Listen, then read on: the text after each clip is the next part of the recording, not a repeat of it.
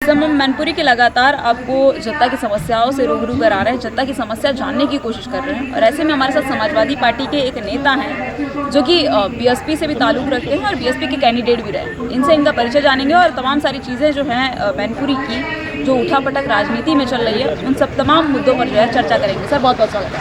धन्यवाद। अब मैं बीएसपी में ताल्लुक़ नहीं रखता हूँ, समाजवादी का नेता हूँ और समाजवादी में कार्य करता हूँ।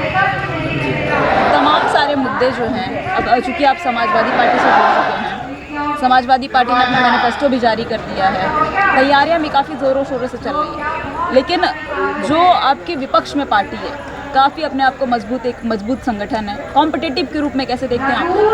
देखिए, जो सामने जो आपने कहा कि सामने एक दूसरी पार्टी की, हम भी कुछ समय पहले प्रत्याशी था। यही एक ऐसी पार्टी है जो शोषित समाज, गरीब, पीड़ित, दलित, अल्पसंख्यक लोगों का हिस्सेदारी छीनने का काम करती है।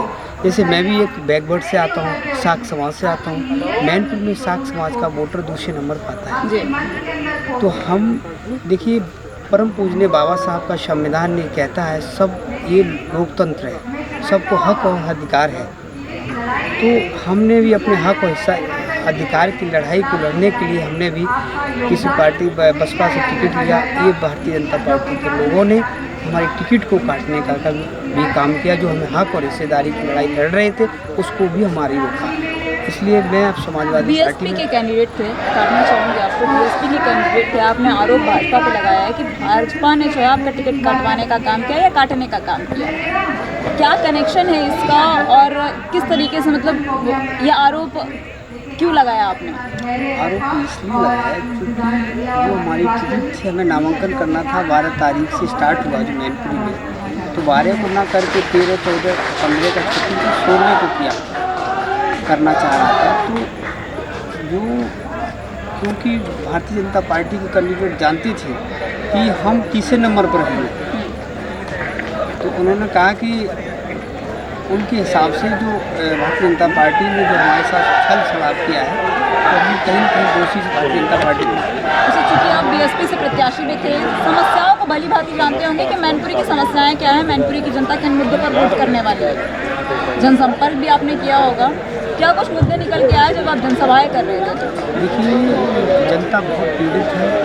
इन्होंने जो वादे किए वो पूरा नहीं किया है और साथ ही साथ लोगों को राशन की बात थी, उस राशन को भी नहीं लोगों तक पहुंचा पा रहे हैं, उसमें बाजरा दे रहे हैं। तो कहीं न कहीं और उसके साथ साथ जो युवाओं की बात की जाए, युवाओं को नौकरियां कई बार इनको रद्द किया जा रहा है, लीग के माध्यम से युवाओं को रोजगार नहीं मिल पा रहा है। तो कहीं न कहीं लोग इस समस्या से पीड़ित हैं। अगनबीर जैसी योजना चला रहे हैं जो 4 साल तक का है, फिर आगे युवा करेगा क्या? इन सभी से आहत होकर के अब सभी लोकसभा मैनपुरी की जनता ने, युवाओं ने सबने ठान लिया है कि अब समाजवादी पार्टी की जो प्रत्याशी हैं श्रीमती डिम्पल यादव जी को भारी वोटों से जिताने की कोशिश है। अच्छा, चूँकि आप भी एक युवा हैं और आपने बात की जैसे कि युवाओं की बात की, अगर आप कैंडिडेट रहते, प्रत्याशी रहते और आप अगर चुनाव लड़ रहे होते तो सर्वप्रथम आपके मुद्दे क्या होते हैं, युवाओं के लिए प्राथमिकताएं क्या होती हैं? नौकरी, रोजगार, ये सब प्राथमिकताएं रहती हैं और फिर जो चुनाव होता है वो जनता तय करती है। अच्छा, राशन की आपने बात की कि 5 किलो राशन जो है भारतीय जनता पार्टी दे रही है। मैनपुरी की जनता से जब हमने बात किया, कहता है कि गर्मी के दिनों में जो है बाजरा कौन खाता है, भारतीय जनता पार्टी बाजरा दे रही है। पुरानी सरकारें थी, यानी समाजवादी पार्टी की जब सरकार थी तो उसमें जो है केरोसिन मिलता था और तमाम सारी चीज़ें, चीनी मिलती थी, तेल, साबुन से तमाम सारी चीज़ें गिनवा दी। तो क्या भारतीय जनता पार्टी से अब जिस तरीके से जनता जो है नाराज़गी व्यक्त कर रही है, समाजवादी पार्टी को उसका बेनिफिट मिलेगा? बेनिफिट मिलेगा। और यहाँ आपको बता दें, स्वर्गीय नेताजी ने इस मैनपुरी के लिए बहुत सारा काम किया। लोगों के लिए जो सिंचाई होती थी बम्बा से, उसको फ्री किया। और साथ साथ जो बिजली की इसमें समस्या आ रही है उसको भी कहीं न कहीं नेताजी ने करीब 18 घंटे बिजली चलती है, तो आज लोगों को बिजली भी नहीं मिल पा रही, पानी भी नहीं मिल पा, बड़ी समस्याएं हैं। आज उत्तर प्रदेश के मुख्यमंत्री योगी आदित्यनाथ का मैनपुरी में एक रैली था, जन समर्थन यात्रा थी जयवीर सिंह के समर्थन। कैसे देखते हैं आप, क्योंकि आज बाबा बोलकर महाराज जी कहते हैं, लोग बाबा कहते हैं क्योंकि महाराज जी के नारे लग रहे थे वहाँ पर। योगी आदित्यनाथ कहते हैं कि हमने अमेठी, आजमगढ़, रामपुर जैसी तमाम 10 सीटें जो कभी समाजवादी पार्टी के गढ़ हुआ करती थी उनको तोड़ने का काम किया है, तो मैनपुरी में हमारे लिए कोई बहुत बड़ी चुनौती नहीं है। आप कैसे देख रहे हैं इसको? देखिए, अब बाबा जी का जो मंत्र था अब नहीं चलेगा। अब पूरे देश ने ये साबित कर दिया, जो पीडीए की सरकार थी, जो गठबंधन हुआ है वो जीतने जा रहा है, और गठबंधन की सरकार देश में बनने जा रही है। सर, राहुल गांधी भी युवा हैं, अखिलेश जी भी युवा हैं। अगर देश की कमान की बात की जाए तो किसके हाथ में देश की कमान सेफ और सुरक्षित होगी और देश के हित में काम करेगी? शीर्ष नेतृत्व तय करेगा, इसमें राय नहीं है। चलिए, आखिरी सवाल मेरा जाते आते आपसे यही है, मैनपुरी में नेताजी का गढ़ रहा है, समाजवादी पार्टी का गढ़ रहा है, डिम्पल यादव तीसरी बार है सांसदी लड़ रही है।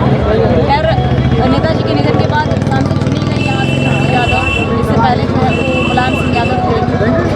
जनता मुलायम सिंह की यादों से काफ़ी इम्प्रेस है। क्या लग रहा है कि डिम्पल यादव इस बार चुनाव लड़ रही हैं, प्रचार प्रसार कर रही हैं, जनता के बीच जाकर समस्याएं जानने की कोशिश कर रही हैं? नेताजी की जो छवि थी, नेताजी की जो जगह थी, उस तरीके से काम डिम्पल यादव कर पाएंगे? जी बिल्कुल भाई, उनकी पुत्रवधू, उन्हीं के आदेश पर उनके जो सिद्धांत रहे, उन्हीं सिद्धांतों में चल कर के ही माननीय डिम्पल यादव जी कार्य जनता के लिए किए। जो समाजवादी पार्टी की आप लोगों की जनसभाओं में हम लगातार सुन रहे हैं कि जिसका परिवार नहीं होता है वो परिवार का दर्द नहीं समझता है। समाजवादी पार्टी के तमाम नेता ये कह रहे हैं, आप क्या कहेंगे? क्योंकि मंगलसूत्र का मामला, कोविशील्ड का मामला और तमाम सारे जो मामले हैं वो कहीं ना कहीं इस राजनीतिक जो उठापटक चल रही है इस बीच में तुल उठा रहा है। देखिए, जो आपने कहा है कि इनका परिवार नहीं होता, जैसे हम युवा हैं तो युवाओं के लिए सोचेंगे हमारे भाई आगे कैसे बढ़े, तो जिसका परिवार नहीं होता वो किसका पीड़ा दर्द समझेगा ना, तो पीड़ा कोई समझ नहीं। कोविशील्ड को लेके क्या कहेंगे? जिस तरीके से मामला हाईलाइट हो रहा है, क्या कहेंगे इसको लेकर? देखिए,